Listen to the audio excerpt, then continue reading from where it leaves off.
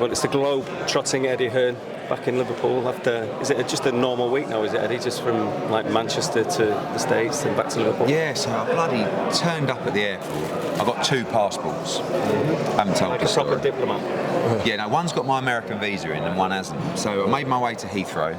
I was getting on the 6:30 to San Francisco. I thought it was going to be lovely. I went to the gym in the morning. I thought, get on a plane. And I'm just going to try and sleep the whole way. Turned up at the airport, a bit late, gave the bloke my passport. He says, you got a visa? I said, yeah, it's in there, mate. He goes through it, he says, there's no visa in there. I went, mate, give me this here. As I've turned the page, I went, oh my God, this is my other passport.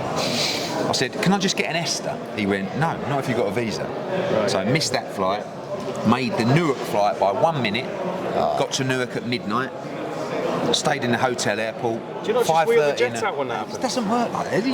These people, why haven't you got a jet? It's like £250,000 to get a jet to America. I'd rather go economy for £1,000 and keep the money. That's how hungry I am.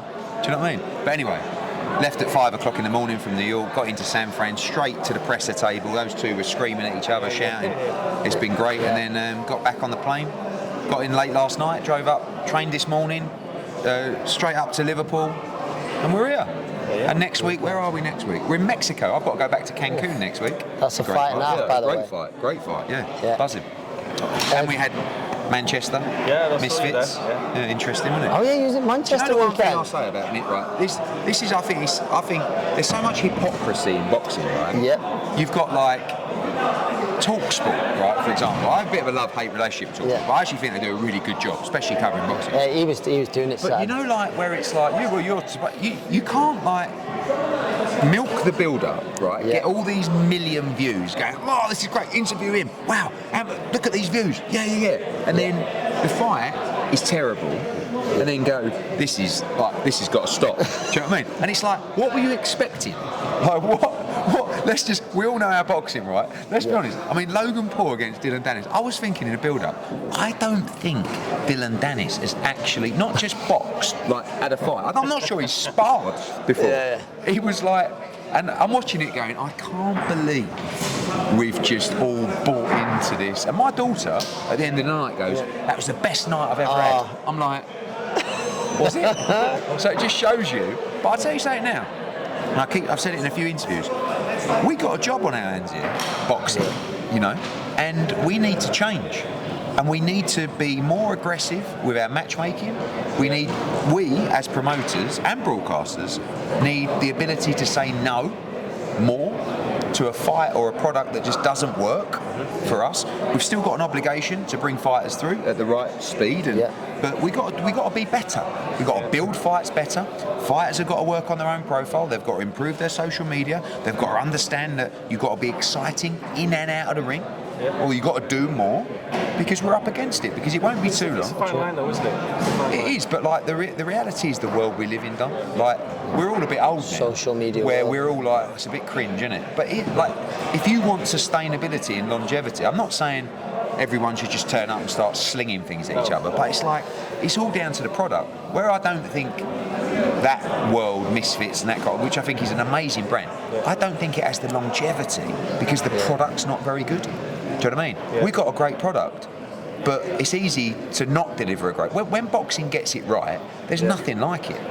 Do you know what I mean? Yeah. I just feel like always point at numbers, won't they? Do you know what, I was going to say that. Because numbers are but they will, but like TalkSport or DAZN, they'll look at it and go, massive figures, and it's not expensive. Yeah. Like those fighters, compared to what boxers are getting, those fighters are on minimal amounts compared to what fighters are getting. So what we actually need to do is, you know, and just being completely honest, is start looking at the purses of fighters that aren't delivering and saying, you either need to be in a great fight or we can't carry on. Performance basis purse type thing, like, because of the competition between like us and Sky and Warren and like whatever, we all want to keep talent and we'll do anything we can to keep it. So when a fighter or a manager says, like he had the worst, I mean not the worst in the fact of the worst manager, but the biggest pain in Joe Gallagher, love him to bits. But he would always insist on the easiest fight for his fighter because he cares about him. And it's not a pop at Joe, he's done a great job for him, right? But you're like, I want him to fight him. Yeah. I mean, the greatest example, we've said it loads of times before, Yeah. I know, John Murray, John Murray, yeah. where I said to Crolla, you got to fight John Murray. You're two kids from Manchester. It's a 50-50 fight. He's a blue, you're a red.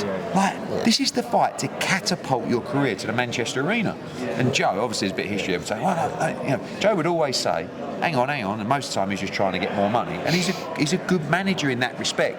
But we have to have the ability to say, well, if you won't fight John Murray, I'm sorry, Ant, but there's nothing I can do for you.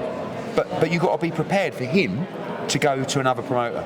Yeah. And the problem is in the past, because it's so competitive and it's so egotistical, we don't want a fighter to go. But then sometimes when the fighter goes and you see them in shit fights, you go, thank God I'm not doing them. Yeah. I've seen it recently with 3 or 4 fighters, because the new promoter, we do it as well, will say, we'll give you that easy fight. Yeah. And the manager will go, sign with him, because he's going to give you 2 easy fights for a load of money. Yeah. It's a business. They're doing the right thing.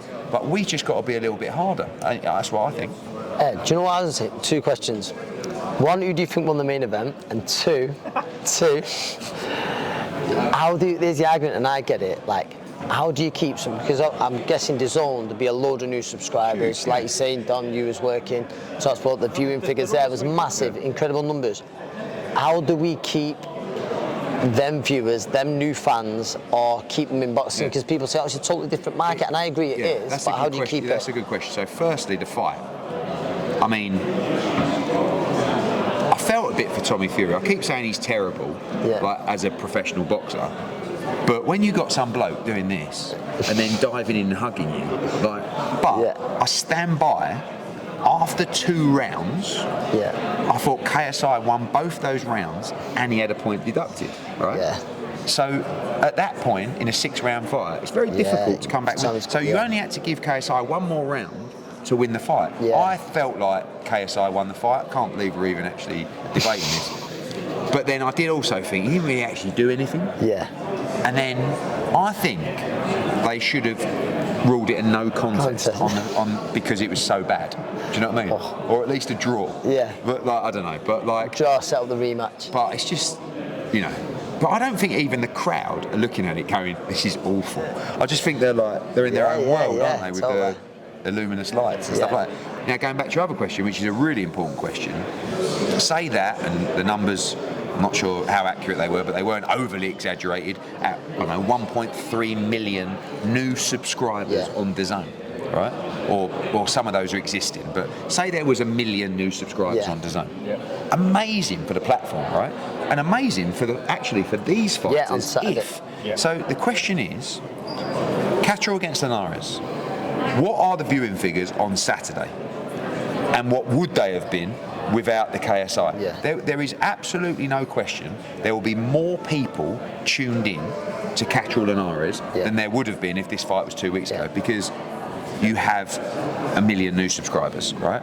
But now it's about using that data or the ability to interact with the subscriber to convince them or educate them that there's another world out there which is actually called professional boxing, which we believe is a lot more fun and a lot better to watch, and certainly a lot more skillful and more dramatic in the ring. Now, how many of those new subscribers tune in? Is it 10%? Is it 30%? It's probably back down towards the 10%. But if that's the case, 100,000 new fans will watch Catterall Linares. So it has to be good in some respect. I hate the whole thing of this is awful. This is a terrible for boxing. Yeah. Shut up. Really? They've built the right, those guys, to do whatever they want. They could have a game of table tennis and they could stream it and people would tune in to watch. They chose boxing. And some of them, Dean the Great. Yeah, he's not bad. Ain't bad. Yeah. Salt Pappy loses all that weight. That's a positive, I think, that kids can look at someone like Salt Pappy and go, wow, look what boxing did for him. He got himself fit. He started doing this. I hope that they can use their platform to actually do a bit more in the sport. But let's just be real, the world's mental. It's just not, we're old, right? You're older than me, probably not much more. You're younger than me, but the world is it's a mad world. And we can't ignore that. We can't ignore the kids And I'm not talking about kids, I'm talking about 16, 18, 20. Like, that's the new audience. We can't just be an aging audience that we go, no, we're for 40 and 50-year-olds who like to watch a tear up in a pub and have a pint. Because you go to the arena on Saturday from 7 o'clock. It was packed, isn't it? It was full. No one left their seat. I reckon the concession stands did their conkers on the night. I didn't see anyone. Like, at no point did I look round and go, oh, there's some empty seats. They didn't leave their seats. Yeah. You know why? Because they're like this. Yeah. Do you know what I mean? So, to talk about what we're here for. Yeah. What do we see then with his old mate Linares? Does he roll back the years against Jack Catterall? What do you expect? I tell you what, I truly believe he will give us a great performance. I don't know if he'll be good enough to beat Jack Catterall, but like, he's not the fighter that he once was.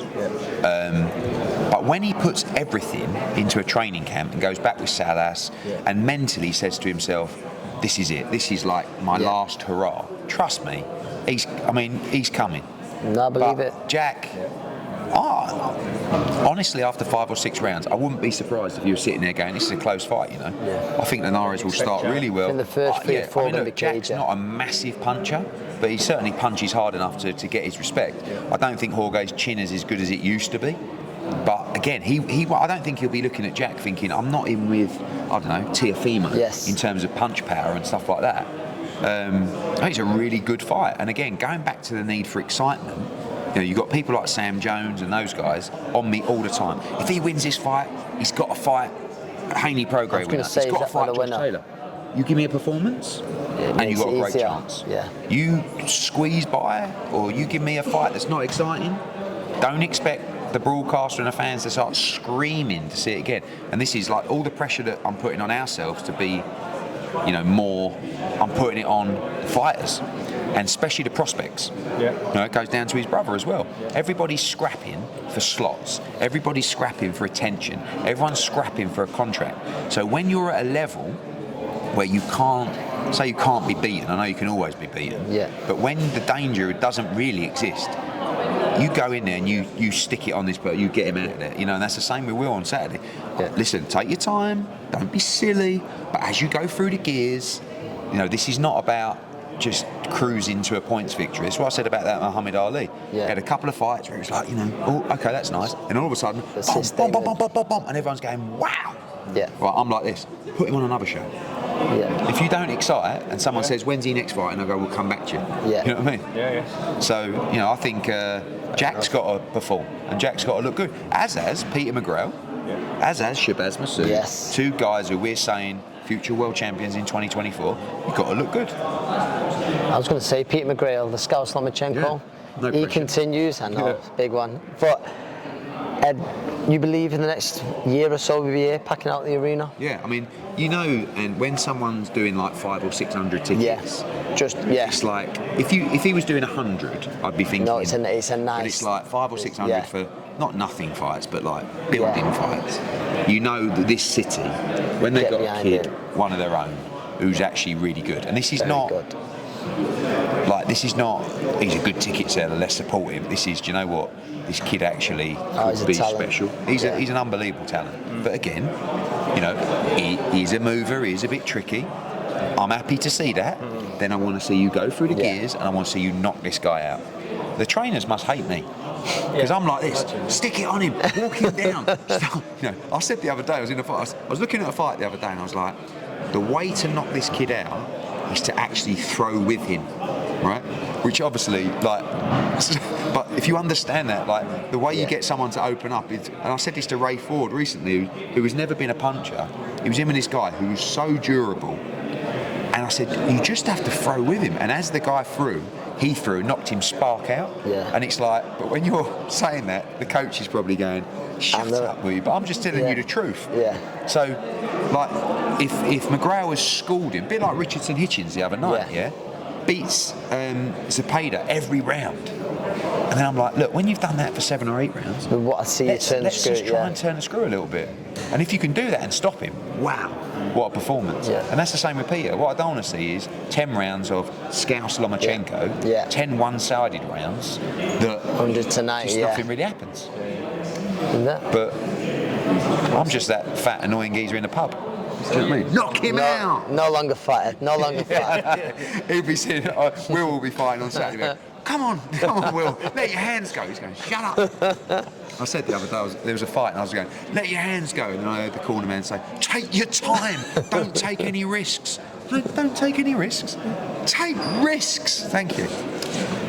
Before we let you go, Ed, you've got to give us a little bit of a scoop now because there's lots of stories flying around. There always is, obviously. So can you give us any dates and anything confirmed that you've not told anyone yet about, obviously AJ, Conor, anyone, but you're not allowed to tell anyone else. No, not at all. Yeah. So we've got AJ and Conor Ben both want to fight ASAP. Yeah. Obviously, there's talk that Usyk Fury could happen December 23rd. I don't know, but obviously we don't want to go up against a big fight as well, and they probably wouldn't want to go up against us, but they might do it anyway. And we're looking at January dates. I can't really tell you anything other than Conor Ben and AJ are phoning me non-stop saying, I want to fight ASAP. So... Great chance we see him in December. Yeah, there is a great chance we see him in December. Again, it could run into January, and I say that, and then I see all the results. Oh, now he's saying January. It's like sometimes, obviously, I just say too much. But all I can tell you is that there's only one Saturday that works in December, and that's the 23rd. And if we don't go on the 23rd, it has to be January. Yeah. So, but AJ's just like, I said to AJ the other day, I said, who do you want to fight? He said, I don't mind, because obviously we're trying to build towards the Wilder fight or try and make that fight. I don't mind it, but it's like, it might not be that big a fight, AJ. And he's like, I don't mind, I want to fight. I wanted to fight like 3 times in a year. Yeah. So he's not, like the money at this stage is just not important to him. The big fights are, and the World Championship is, but activity and getting back in the gym, he's just loving being in the gym. So both those guys blowing up the phone, my job to deliver. You got delivered for Roy Keane as well, haven't you? Oh, it's brilliant. Did you enjoy it? Oh, it's brilliant. Looking forward to watching this. Love Roy. Unbelievable. He's such he sits there, right, and he's just soaking it all up. And then when he hears something that he thinks a load of rubbish, he just goes, "What?" And then he was brilliant. I mean, Neville and Ian Wright. It's a brilliant show, but Roy Keane was. I really like him. I think. What is it? He says the least, and he's always. He's dead dry. But like I said, he sits there. And he just something. He goes, "What?" Yeah. He's off. You don't make very entertaining. Yeah, very entertaining. Right, Eddie. All right. Thank you very much. Best one.